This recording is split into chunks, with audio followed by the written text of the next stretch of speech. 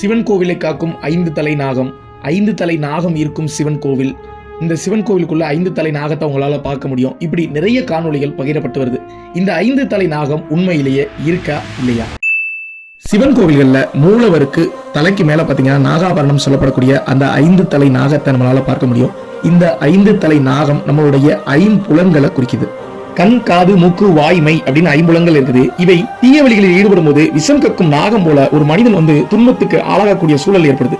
இவற்றை எவன் ஒருவன் அடக்கி ஆள்றானோ அவன் மட்டும்தான் நிச்சயம் சிவத்தை உணர முடியும் அப்படின்ற ஒரு உயரிய கருத்தை வலியுறுத்தும் விதமா தான் சிவலிங்கத்துக்கு மேல அந்த நாகாபரணம் சொல்லக்கூடிய அந்த 5 தலை நாகத்தை வச்சாங்க. 5 புலன்களையும் பஞ்சபூதங்களையும் குறிக்கும் விதமா தான் அந்த 5 தலை நாகம் அப்படின்ற ஒரு விஷயத்தை நமது முன்னோர்கள் நமக்கு கொடுத்துட்டு போயிருக்காங்க.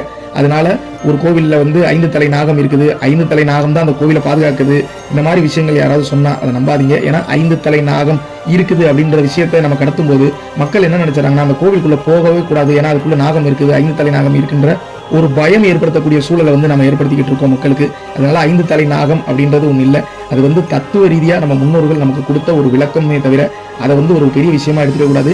ஏன்னா ஒரு சிவலிங்கத்தை அந்த நம்மளை படைச்ச அந்த இறைவனை ஒரு பாம்போ இல்ல ஒரு 5 தலை நாகமோ காப்பாற்ற முடியாதுங்க. அதை காப்பாத்துறதே அந்த பரம்பொருள் தான். அதனால தயவு செய்து ஒரு 5 தலை நாகம் காப்பாற்றக்கூடிய அளவுக்கு சிவலிங்கம் இருக்குன்னு சொல்லி சிவலிங்கத்தை நாம கொச்சைப்படுத்தக்கூடாது.